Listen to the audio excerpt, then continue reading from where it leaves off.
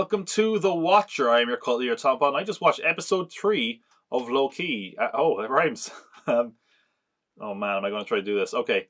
I'm going to break down episode 3 of Loki, so why don't you give this video a like?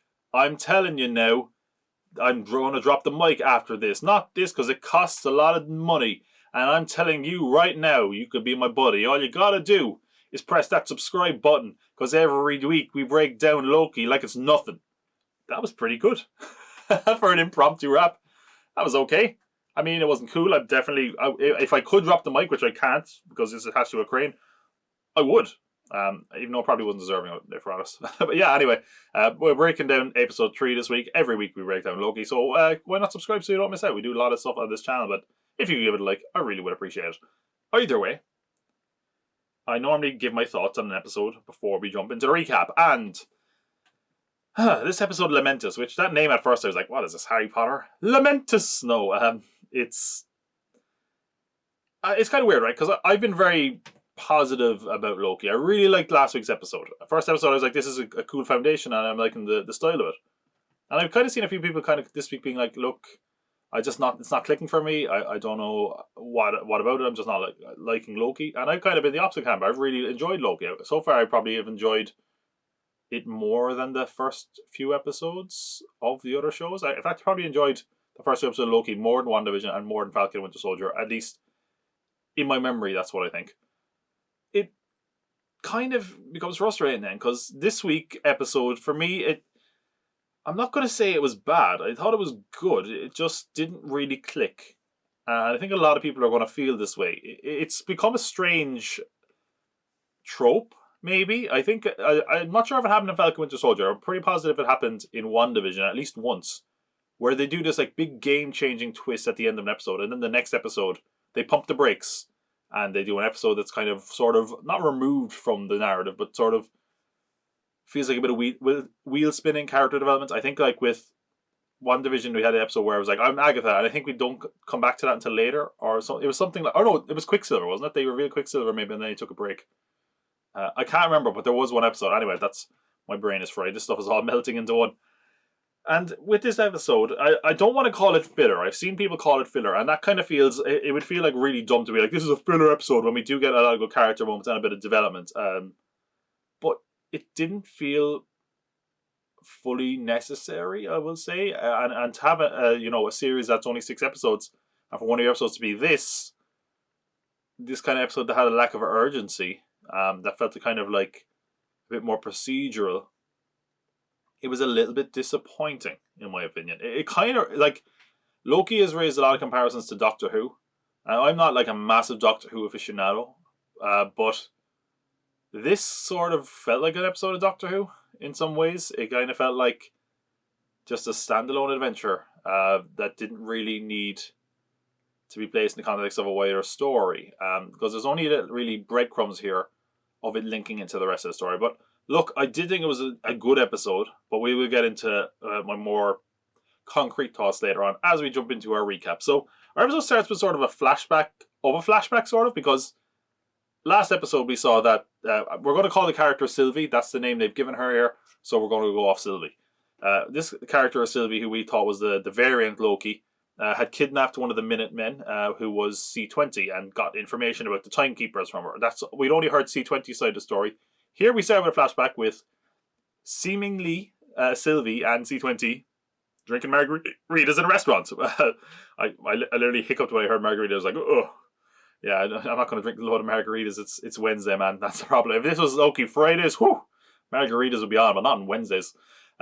It's kind of weird, because we got that flashback, which is kind of a flashback within a flashback, which we learn very quickly, because it doesn't really add up. It's kind of strange, is that it's an enchantment by Sylvie to get the information about the timekeepers from C20. And she basically finds out where they are. C20 is like, you have to take the golden elevators. And apparently that's it. That's all she needs to know. Which I'm like, that seems very vague and kind of obvious as well. But, I mean, are they literally at the top of the building? That's like literally the bosses are at the top. Seems kind of obvious. You've got to figure that out.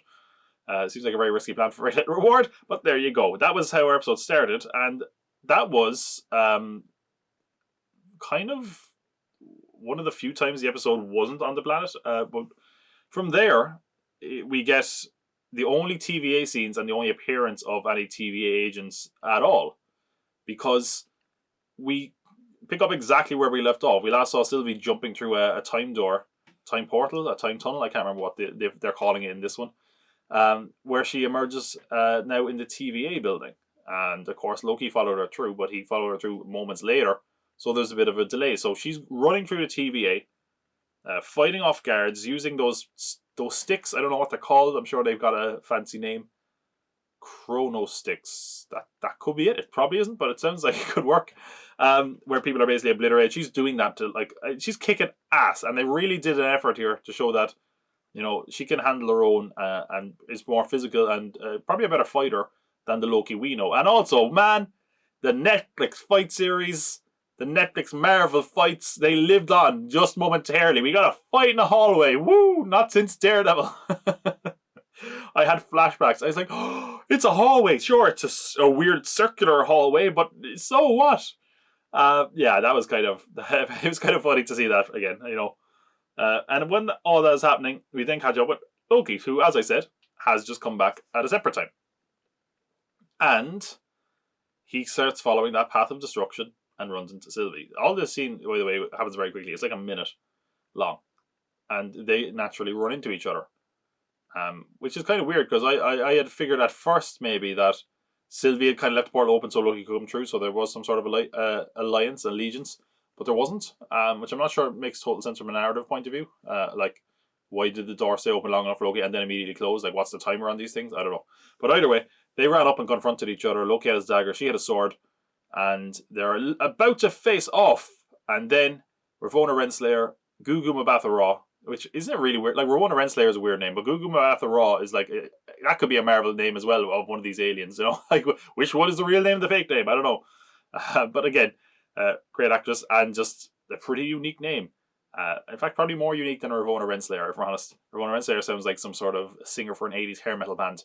But anyway, she's like, stop there, blah, blah, blah. Sylvie takes Loki hostage, which she's like, I don't care about him. But Loki manages to grab the TemPad, I believe they called it, which is like the kind of time console thing they used to skip years and timelines and locations, that kind of thing. And he hits off that, and they both escape into a portal, leaving behind the TVA and all the agents. We do not see any more of them in this episode. No Mobius, no Owen Wilson at all in this episode. So, again, it kind of added to the sort of standalone episode nature. It kind of felt like, like a monster. I won't call it a monster of the week because there was not really a monster, but, that kind of format. In some circumstances, you'd probably call it a bottle episode, but it was way too expensive to be a bottle episode. And, there was enough variety here that it probably wasn't really a bottle episode either, but it was just like on one location for the whole episode and very kind of standalone and simple in its structure and story. So from there, there, of course, should remember that last week we found out that the variant, who we now know as Sylvie, has been appearing in an apocalyptic event. So naturally, her TemPad was set to an apocalyptic event. That being the planet of Lamentus 1, hence the episode's name. That's right, it wasn't a lame Harry Potter spell. The name of the planet is Lamentus 1. So, the planet has a lame Harry Potter name as opposed to just the episode. And they are in the year 2077. Whoa! Oh my god. CD Projekt Red. 2077 look way better here, man. What's going on? Whoa, got him. So yeah, this TemPad, right? We should probably say that the whole driving force of this episode is that it's out of juice. They need to charge it. And because of that, they are in an apocalyptic scenario where they need to charge this thing to get out of it, and thus they decide to work together. They form a very, very shaky alliance. On this planet, I think the moon is about to collide with the planet, and as a result, there's meteors throwing down everywhere. And we kind of we'll get like bits of this throughout the episode, finding out who Sylvie is. She does identify herself as Sylvie. She says that's an alias. Multiple times she kind of goes back at Loki. She's like, "Don't call me Loki. I've moved beyond that." We are no clearer whether or not she is Enchantress or whether she is Lady Loki. Again, Sylvie, as we mentioned last week, is named for a Sylvie Lushton, who was a version of Enchantress that got her powers from Loki. But here, they at least made it sound like it was a Loki who no longer identified as a Loki. But there's other elements in it that make you kind of think like, maybe she's lying about the whole thing because she does not have a memory of, Frigga, for example. Of course, Loki does. But anyway, come back to that in a minute. Multiple times he's like, "You're trying to enchant me." Well, not multiple times. He definitely says it once, and there's few other kind of winks to enchant. So I don't know if this Marvel displaying us being like, "Oh, you thought it was Enchantress, ha ha ha," like we all thought it was Mephisto before. But anyway, yeah, her. She says her plan was like years in the making to attack the TVA, which is weird because it didn't seem very organized. But sure. So yeah, they're now partners reluctantly, and they, find a place where they try to find, not find to find, they try to find a place where they can charge the TemPad. And what I like is we kind of see like how different they actually are. And again, is that hinting that she's not a Loki? I don't know. Maybe this is just a character with different experiences, and thus they, change as we have seen. This Loki change from the Loki we saw up to Endgame, or sorry, Infinity War. So and again, actually, speaking on that, it's kind of weird. They made Loki a bit more heroic than maybe he should be. Like, there's no reason to make Loki heroic, really. Like, he's not a hero. And I know this character has had a few changes in the last 2 episodes, but the Loki of Avengers was the bad guy. So it's kind of weird. Like, there's points where he's like helping out civilians and trying to avoid brutality and that kind of thing. So I don't know. I'm not saying it's not in character.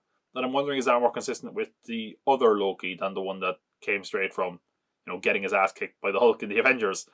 So they both try different methods to get to charge the TemPad in this person's home, and neither work. Sylvie goes for a more brutal heads-on approach of kicking down the door and gets blasted for it. Loki kind of tries to disguise himself pretending to be this woman's late husband and gets blasted for it. But they're like, "Hey, you're not charging it here, but there's a train moving, I think it's off-world, away from the danger, basically, if you want to get it there." And they're like, "We could charge it there." And again, this is another reason why people might not like this episode. It was like obviously there was one central plot, but it basically devolved into 3 micro plots. It was like, we're going to go here to charge it. No, we're going to go here to charge it. No, we're going to go here to charge it. And it could feel a bit monotonous as a result. So they try to get to this train, and again we have that thing where they're like, "Hey, they're pretty different, aren't they?" See, that's not the same.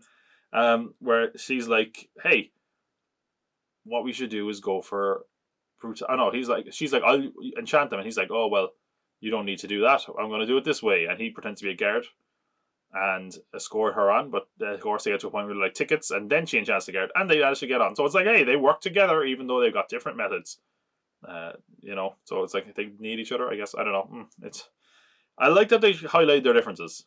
I do. Maybe it was a bit heavy-handed, and it kind of felt like, they're only different because I don't think Sylvie can do what Loki does, and Loki can't do what Sylvie does. So naturally they're just using their skills. So it's like, okay, there's not necessarily a real difference, except they're both just using what they have. But yeah. This is where we get them on a train for quite a while. This is maybe the bulk of the episode, with them being on the train. Once they're on the train, they just kind of sit down. They say they're going to try to keep a low profile. And we get a lot of... This is probably where the biggest, I should say, amount of character development occurred in the episode, where they're basically kind of talking about it. And Loki tells Sylvie about his parentage with Frigga, and basically he says, like, Frigga kind of taught me a lot about magic. He says that she showed her, or she created fireworks, and then he kind of shows fireworks in his hands. Whereas Sylvie is like, it's all a fog, really. I don't really remember my mother or anything. He's like, well, Frigga taught me my magic. She's like, I taught myself enchantment. She's very closed off, Sylvie. We only kind of peel back a few layers there later on, so we don't get a lot on her backstory either. And again, I feel like if they'd given us a bit more of that, this episode probably would have gone down a bit better. I think they need a bit more... it's for us to latch onto a Sylvie character. I felt like this could have been the big reveal. And again, you can't give out to the show for not showing its whole hand at once. But I felt like you could have done a bit more for that character to feel like this is an episode that really mattered. I'm not saying this one didn't. It just felt like there could have been more revealed here that would have made it in better standing. But one thing that is revealed is Loki's sexuality. Because, has often been suggested in the comics... and they've definitely confirmed it here. Loki is bisexual. And if you didn't see that coming, you should have, because the scene had bisexual lighting. Blue and pink lighting. It was very obvious. One window was blue, one window was pink, I think, at one point. But yeah, it was highlighted there. But yeah, it was a very nice scene. And it's he basically she was like, you're a prince. Like he asked her first, sorry, that did you have any loved one waiting for you after this? And she was like, no, don't be ridiculous, basically. And she's like, what about you? You're a prince. You must have plenty of princesses or princes. And he says like a bit of both, which I think works. I think that makes total sense. Like he's a god. Why would he limit himself to one gender? He's bisexual. So that's a very good moment. It is like, Marvel have often done this thing where it's like, hey, that's why we're representing characters of different sexualities. Like, but this is kind of the first time they've really gone all out with it. I think this is probably the first time it's been of prominence. So you got to applaud them for doing that. And of course, we're in Pride Month, so how bad? It was interesting. It was a good scene though. I think the internet has reacted decently with this. I think, which would surprise me. It just means I hardly haven't gone far enough into the internet. We do then get them. Well, not them. Loki drinking. Sylvie, despite saying she can't really fall asleep on a train, falls asleep. So I guess that's kind of like, oh, she's more comfortable around Loki. That's good, I guess. But of course, Loki gets drunk and he does a Thor. He has a glass. He's like, another. So that's a good callback to the first Thor film. I think that was also like an Asgardian like thing. So there you go. He gets to do it. He gets his moment. He must be delighted he finally got to do that. I've seen Chris Hemsworth do it like over like a decade ago now. And then he has one of my favorite lines. I'm not drunk. I'm just full, but I am very full. A lot of people are going to be using that, aren't they? On this train, of course, Loki singing Asgardian songs, or I guess they were just Norse songs, maybe. Is going to raise some eyebrows and some head scratches. And as a result, he draws the attention of the guards of the train, and Sylvie wakes up just for them to get in a big old fight scene. And with all that said, Loki gets thrown from the train. And she's like, ugh, he's got the TemPad, which I should mention that Loki has the TemPad on him, but he's kind of concealed it with his magic, so she has to kind of go along with him. And after they both are off the train, Sylvie's had enough of this shit. She goes right up to him with a sword and says, give me the TemPad. And then he goes, it's broken. He landed on it. Which basically she calls him out. She's like, you're a clown. And he's like, I'm hedonistic. I mean, he's both, really. I mean, Loki was a jackass here, if we're honest. But I guess that's Loki. Anyway. We then get a pretty vital bit of information. If there's one thing you can take from this episode that links into the wider story, it is this. And this is why the episode isn't total filler, but I would understand why most people would write it off. But she finally kind of reveals herself a bit and talks about herself a bit. And she's like, this is how enchantment works. I need to make physical contact. And on simpler minds, you can make that and immediately basically overtake. But if it's difficult, they're basically both mentally there and they have to fight. And she says, for example, with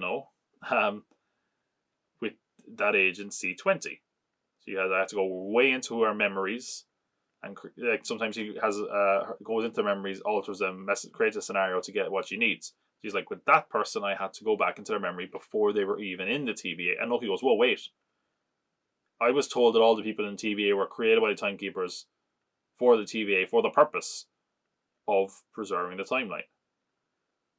To work for the TVA. They were made for the TVA. That's what he was told. But she says, that's a lie. These people working here are all variants. Dun, dun, dun. Now, the episode doesn't linger on that for too long, as it shouldn't. I'm guessing this is going to be the fallout. I kind of mentioned from the start, we had always assumed that this was going to be, eventually Loki realizing the TVA aren't all good and trying to take him down. We are now at the halfway point of the series. It feels like that seed has been sown. And it's interesting. Maybe that is why Mobius wants jet skis so bad. Maybe he used to have a jet ski. I don't know. What does it mean for the rest of them? I mean, are all these characters just regular people who are variants? I mean, maybe they're all Lokis in disguise. Who knows? But yeah, seemingly the TVA is not all good. What a surprise that all these time people who were making up time and messing with time for their own purposes weren't good. Who knew? So that's kind of the big twist. Again, it doesn't linger on it long. We're going to see presumably fallout from this later on. We have basically then the last beat of the episode. They want to get to a ship called the Ark in their kind of last-ditch effort to charge the TemPad. And this is probably one of the highlights of the episode. It was a cool kind of action scene. And it was shot to look like it was all one scene where they're running through a city that's collapsing and being destroyed, and it's all neon. It's a gorgeous look. It's very visually distinct from the rest of the Loki episodes, which is good. It made it feel more alien as a result. And it was, as I said, made to look like it was all one shot, which really added to the style and added to the sort of intensity, because they're fighting, they're ducking, they're kind of working together and all this kind of thing. And we have one moment I want to talk about in that, okay? Because there's no point me going through that beat for beat. It was all very seamless. There's no really thing that jumped out, except there was a moment where a building is falling and Loki says, "I've got it," and stops the building from falling. That's not one of his powers. So, what just happened? Well, Tom's theories. Man, I didn't think I was going to sneak it in this week. I can think of two different ways this could work, okay? When I think of collapsing buildings going back together and that kind of thing, I'm thinking Doctor Strange. The end of Doctor Strange had something like that. And it was to do with time. Does Loki have a time stone that he maybe got in the TVA, and because of that he was able to control time? Now again, if he had that, he could probably have done a lot more to get out of there. Maybe he didn't want to, who knows. The other possibility is that he has the TemPad. Maybe it wasn't broken. Maybe he was just showed Sylvie it was broken. And he's now able to, I don't know. I think the time stone theory makes more sense, because the time stone kind of works a lot like you can direct it at a certain point. I don't know. I don't know if the TemPad would work that way. I don't think we've seen that it could. But it's interesting and very strange. So maybe we'll get an answer to that next week. Maybe it's Loki could have got off this whatever he wanted. That'll annoy people even more. If they're like, this episode was disposable, they're like, yeah, and he could have wrapped it up 2 minutes ago. Whoops. So that's sort of about it. But of course, as they're running through the city, the asteroids get closer and closer. The end is drawing near. And just as they're about to reach the ship, explosion, boom, it's blown up, and they miss their one chance. And as the world kind of crumbles around them, the episode ends really suddenly. I was like, oh, we're just leaving it there. Okay. Which does make me wonder again, is this an episode where like they made this out to be a big thing in this episode and it's going to be immediately undone in the next episode? And again, that would be a bit disappointing. That would make this episode feel like filler even more. But look, I don't think it was a bad episode. I think it was certainly a lesser episode. But we did get the big revelation that TVA could be lying to Loki. And again, he says that the people are unaware that they had a life before the TVA. Now again, that kind of brings up WandaVision again, because that was like what the people in the town were like, you know. So I don't know about that. Maybe it could be a bit samey. I don't know, but it'll be interesting to see how that develops. Again, it's the halfway point, so it makes sense that we would get that. But of course, now we also have the branching lines, timelines. So maybe Loki and Sylvie are going to take down the TVA, free those people, potentially. And in doing that, the world and the possible multiverse will have evolved so much that they can't contain it. And basically, hey, they made the multiverse by taking down the TVA, because the TVA don't exist anymore, and therefore they can't stop it from happening. Aside from that, I liked the chemistry between Sophia DiMartino and Tom Hiddleston. I thought they played off well with each other. And I like that they had differing styles. Again, we're not entirely sure yet who she is. She seemingly very much is hinting that she was a Loki. But she's going by the name Sylvie, so maybe it's a misdirect, who knows. But it was a decent episode, if not an amazing one. It was a good episode. I'll put it this way. I was like, I might go back and watch episode 2. This episode, I'm like, nah.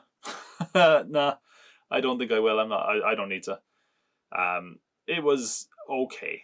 It was shorter than a lot of the episodes. It was only 42 minutes, and that's before credits, so it was quite a short one. And again, that is what it also lead to this episode feeling a little bit disposable. I felt like we could have got a little bit more out of this episode. One thing I thought was very weird is like, why this planet? Why Lamentus 1? Why not make it like, because I thought first when I saw the meteor fall through the building they were in, I was thinking, oh, I thought this was Vormir, because I thought there was a scene in one of the trailers that looked like Black Widow at Vormir before she died, or around the time she was going to sacrifice herself to get the Soul Stone, and it wasn't. It was a random planet. So I was like, why not make this a planet we know? Why not make it Sakaar? Why not make it, maybe not Vormir because it's got a whole soul stone thing going on. I guess if someone just sacrifices themselves, they'd all have soul stones by accident.